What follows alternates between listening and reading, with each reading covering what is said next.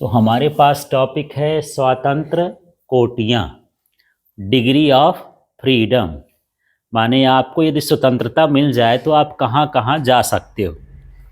ठीक है, तो धरती के भीतर, पानी के भीतर अपने हाथ पैरों से जा सकते हो। उड़ने की कोशिश करोगे तो हवा में नहीं जा सकते, वहाँ के लिए स्वतंत्र नहीं हो।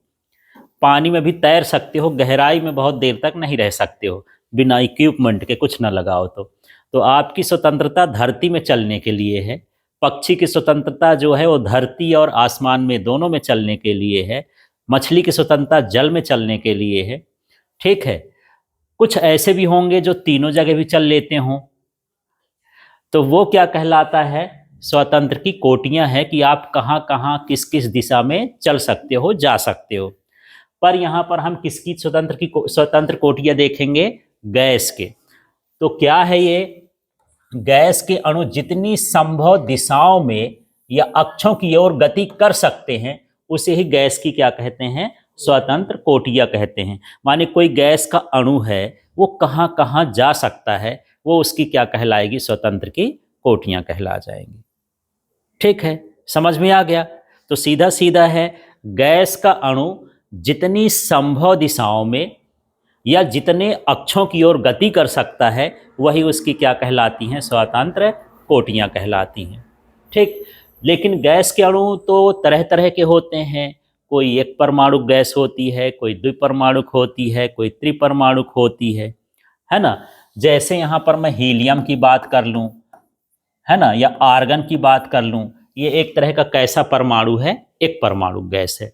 तो इसमें जो है डिग्री की फ्रीडम कितनी रहती है? एफ का मान कितना रहता है? 3। और वो 3 ही स्थानांतरित गतियां होती हैं।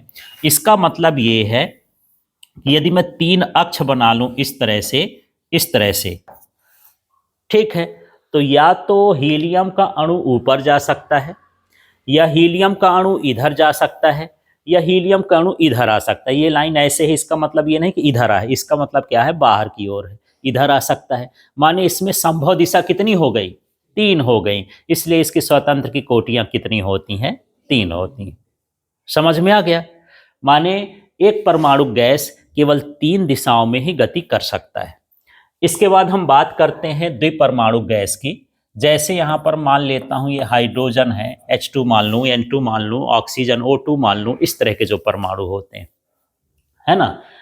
तो इसमें 3 स्थानांतरित गतियां होती हैं और 2 घूर्णन गति। माने ये x की ओर भी जा सकता है, y की ओर भी जा सकता है, z की ओर भी बदल जा सकता है और पलट भी सकता है। ये समझो जैसे ये पेन है ना, तो या तो ये ऊपर की ओर हो जाए मुंह, या इधर की ओर हो जाए, या इधर की या नीचे की ओर हो जाए, है ना। 3 दिशा ये हो गई। दूसरा, ये घूम भी सकता है, ऐसे भी घूम सकता है और ऐसे भी घूम सकता है। इसको हम क्या बोलेंगे? घूर्णन गति। ठीक है, तो यहां पर यदि हम ऐसा कह लें कि मेरे पास एक एच ये है, एक एच ये है, ठीक है, एक को नाम लिख देता हूं एच और एक का नाम रख दिया एच डैश। ठीक, ये दोनों मिलके हो सकता है एक्स की ओर जाएं, ये दोनों मिलके हो सकता है वाई की ओर जाएं, ये दोनों मिलके हो सकता है जेड की ओर जाए, हो सकता है एच डैश ऐसे घूम के आ जाए, और हो सकता है ये वाला एच उधर घूम जाए। तो माने घूर्णन की गति की स्वतंत्रता कितनी हो गई? 2। इसमें 2 घूर्णन हो सकते हैं और 3 क्या हो सकते हैं? स्थानांतरण हो सकते हैं। समझ में आ रहा है?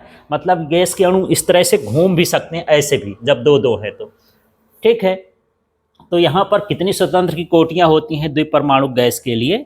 5 होती हैं, है ना। ये 5 दिशाओं में गति कर सकते हैं। माने 2 तरह से ये घूम सकते हैं। जैसे मैं यहाँ खड़ा हूँ, या तो मैं इधर मुंह करके घूम जाऊं या इधर मुंह करके घूम जाऊं, या हो सकता है मैं सीधे चला जाऊं, हो सकता है मैं इधर चला जाऊं, हो सकता है मैं ऊपर भी चला जाऊंगा ही कुछ दिन में। ठीक है, तो इस तरह से यहाँ पर जो है 3 उसकी जो है स्थानांतरित गतियां हो गई और 2 तरह की क्या हो गई? घूर्णन गति हो गई। तो उसे हम कहेंगे कि इसकी जो फ्रीडम की कोटि है ना, डिग्री ऑफ फ्रीडम है, वो कितना हो गया? 5। अगली स्थिति में है त्रिपरमाणुक रेखीय गैस। तो त्रिपरमाणुक में जिसमें 3 परमाणु होते हैं, जैसे O3 होता है और ओजोन है ये। ठीक है, मान के चलते हैं कि इस तरह से ये जो हैं, इस तरह से ये 3 अणु आपस में बंधे हुए है ना। तो इसमें जो डिग्री ऑफ फ्रीडम है त्रिपरमाणु गैस है, और ये कैसा है, रेखी है। रेखी का मतलब एक सीध में है ना। तब ये इसमें तीन स्थानांतरी गति, ये तीनों मिलके हो सकते हैं ऊपर जाएं, तीनों मिलके हो सकते हैं माने एक्स की ओर जाएं, तीनों मिलके हो सकता है वाई की ओर, जेड की ओर जाए। तो माने इसमें स्थानांतरी गतियां कितनी हो गई, तीन। तीन तो होती है सब में मान कर चलो, ठीक है। इसके बाद दो घूर्णन हो सकता है कि ये वाला ओ पीछे चला जाए और ये वाला ओ कहाँ आए, आगे। ये उल्टा भी घूम सकता है कि ये वाला ओ पीछे चला जाए, ये वाला कहाँ आ जाए, आगे। तो घूर्णन की कितनी हो गई, दो तरीके हो गए। घूर्णन के कितने तरीके हो गए, दो, ठीक है। इसके बाद ये कंपन भी करता है। कंपन का मतलब ये है कि ये वाला इधर की ओर चला जा सकता है और ये वाला कहाँ की ओर आ सकता है, इधर की ओर। अदला बदली कर ले कि भैया आ जाओ तुम इधर, मैं इधर आ जाता हूँ, है ना। जैसे झूला झूलते हैं ऐसे ऐसे, तो इस तरह से झूला झूलते समय भी हो सकता है, तो उस तरह भी कर सकते हैं। तो इस तरह से यहाँ पर सब मिलाकर के कितनी डिग्री ऑफ फ्रीडम क्या हो जाती है, छः। छः में तीन तो स्थानांतरी वाली हैं, दो घूर्णन वाली है और एक कैसी वाली है, कंपन वाली, ठीक है। अब मान के चलते हैं यहां पर त्रिपरमाणुक, और ये कैसा हो जाएगा, अरेखी है। ये कैसा है, अरेखी। जैसे यहां पर हम देख लेते हैं, यहां ऐसा ही बना देता हूं, H2O है ना। हाइड्रोजन के कितने अणु हैं, दो। ऑक्सीजन कितने हुए, एक। तो कितने अणु कुल मिला के हो गए, तीन।